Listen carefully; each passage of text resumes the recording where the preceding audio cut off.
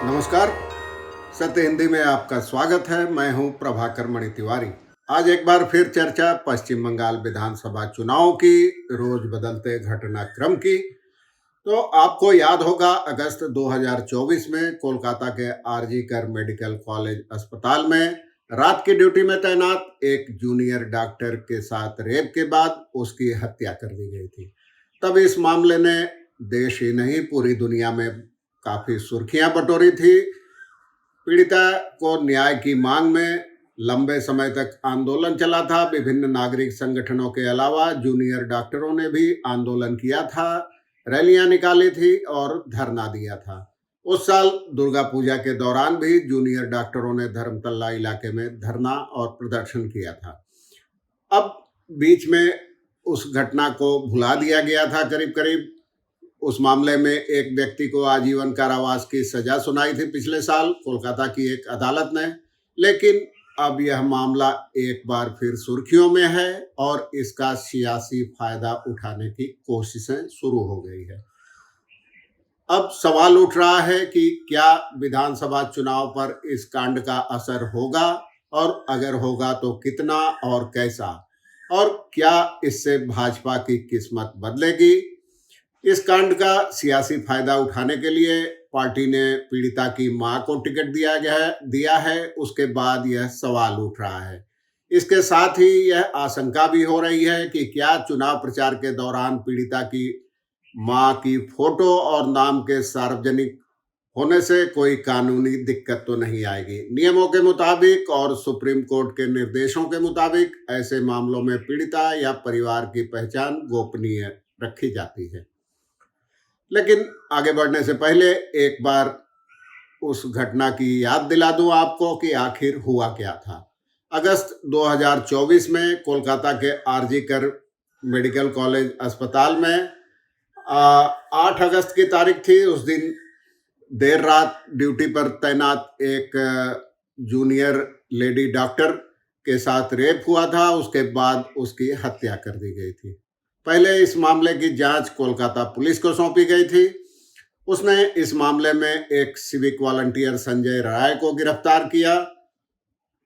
उसके कुछ दिनों बाद ही कलकत्ता हाई कोर्ट के निर्देश पर यह मामला सीबीआई को सौंप दिया गया। लेकिन अपनी लंबी जांच के बावजूद सीबीआई इस मामले में किसी अन्य अभियुक्त की भागीदारी साबित नहीं कर सकी। आखिर बीते साल जनवरी में कोलकाता की एक अदालत ने संजय राय को आजीवन कारावास की सजा सुनाई थी और फिलहाल वो जेल में अपनी सजा काट रहा है। लेकिन पीड़िता के माता पिता और आंदोलनकारी जूनियर डॉक्टर पुलिस और सीबीआई की जांच से असंतुष्ट थे। खासकर पीड़िता के माता पिता का आरोप था कि इस मामले में कई अन्य प्रभावशाली लोग भी शामिल हैं और उनको बचाने के लिए ही शीर्ष स्तर से लीपापोती का प्रयास किया जा रहा है। जैसा जैसा कि मैंने आपको पहले ही बताया, इस घटना ने लंबे समय तक देश विदेश में काफी सुर्खियां बटोरी थी। इसके विरोध में तमाम जूनियर डॉक्टरों ने लंबे समय तक धरना प्रदर्शन और आमरण अनशन किया था। और इस घटना के खिलाफ लगातार बढ़ते विरोध और आंदोलन के बाद सीबीआई ने सबूतों से छेड़छाड़ के आरोप में मेडिकल कॉलेज के प्रिंसिपल संदीप घोष और स्थानीय टाला थाने के ऑफिसर इंचार्ज अभिजीत मंडल को भी गिरफ्तार किया था। हालांकि बाद में उनके खिलाफ कोई ठोस सबूत नहीं मिल सका। तय समय यानी 3 महीने के भीतर चार्जशीट दायर नहीं हो सकी, तो अदालत ने उनको जमानत दे दी थी। अब उसके बाद पीड़िता की मां ने बीते सप्ताह ही उत्तर 24 परगना जिले की पानीहाटी सीट से चुनाव लड़ने की इच्छा जताई थी। उसके बाद माता पिता दोनों ने औपचारिक रूप से भाजपा की सदस्यता भी ले ली और इसकी जानकारी विपक्ष के नेता शुभेंदु अधिकारी ने ही पत्रकारों को दी। उस समय शुभेंदु ने कहा था कि उन्होंने शीर्ष नेतृत्व को इस बारे में अवगत करा दिया है और टिकट देने का फैसला वही करेगा। आखिर बुधवार को की शाम को जारी तीसरी सूची में जो 19 उम्मीदवारों के नाम जारी किए गए, उसमें पीड़िता की मां को भी टिकट दिया गया, उसी पानीहाटी सीट्स पे, जिस इलाके में वो रहती है, उत्तर 24 परगना जिले के। अब अपनी उम्मीदवारी के ऐलान के बाद उन्होंने कहा, पत्रकारों से बात की और कहा कि चुनाव में उनकी जीत का मतलब इलाके के लोगों की जीत होगी और मेरे पास अब पाने या खोने को कुछ भी नहीं है, लेकिन मैं राज्य से तृणमूल कांग्रेस को उखाड़ फेंकना चाहती हूँ।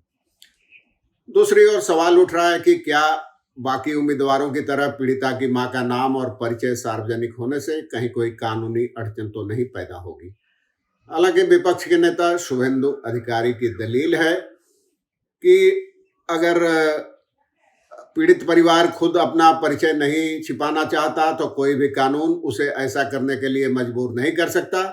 लेकिन कानून विशेषज्ञों ने सुप्रीम कोर्ट के दिशा निर्देशों का जिक्र करते हुए इस पर संदेह जताया है। दूसरी ओर तृणमूल कांग्रेस ने कहा है कि चुनावी राजनीति में उतरकर पीड़िता के माता पिता अपना सम्मान खत्म कर रहे हैं। पार्टी के एक प्रवक्ता ने पत्रकारों से कहा कि पीड़िता के माता पिता ने पिछले साल केंद्रीय गृह मंत्री अमित शाह से मुलाकात की काफी कोशिशें की थी। सार्वजनिक तौर पर उन्होंने यह बात कही थी। उन्होंने दिल्ली का भी दौरा किया था, लेकिन तब अमित शाह ने मुलाकात का समय नहीं दिया था।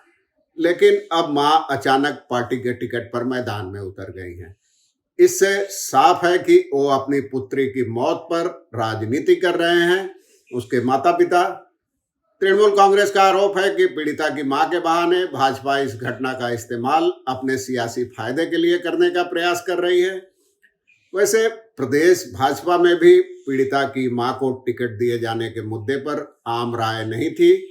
नेताओं के एक गुट का कहना था कि इससे पार्टी पर सियासत के आरोप लगेंगे और आरजी कर घटना की अहमियत कम हो जाएगी।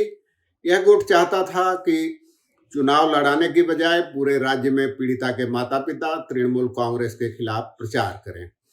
लेकिन दूसरे गुट का कहना है कि पीड़िता की मां खुद ही चुनाव लड़ना चाहती थी। उन्होंने सार्वजनिक रूप से भी यह इच्छा जताई थी।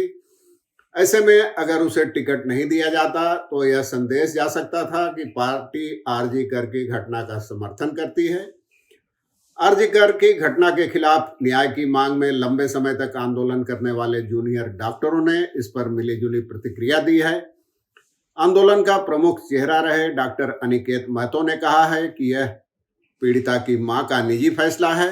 इसके साथ पीड़िता के लिए न्याय की हमारी मांग का कोई संबंध नहीं है। Association of health service doctors के महासचिव उत्पल बनर्जी का कहना था कि देश के नागरिक के तौर पर किसी भी व्यक्ति को चुनाव लड़ने का अधिकार है, लेकिन साथ ही यह याद रखना होगा कि सीबीआई पीड़िता को न्याय दिलाने में नाकाम रही है और अमित शाह ने भी पीड़िता के माता पिता से मुलाकात नहीं की थी। राजनीतिक विश्लेषकों का कहना है कि पीड़िता की मां के मैदान में उतरने से भाजपा को कितना फायदा होगा, यह कहना फिलहाल जल्दबाजी होगी।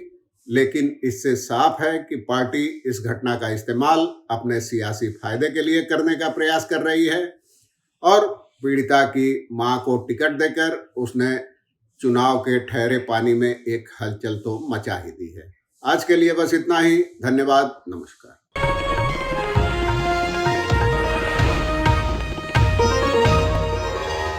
Copyright disclaimer under Section 107 of the Copyright Act 1976. Allowance is made for fair use for purposes such as criticism, comment, news reporting, scholarship, and research. Fair use is a use permitted by copyright statute that might otherwise be infringing.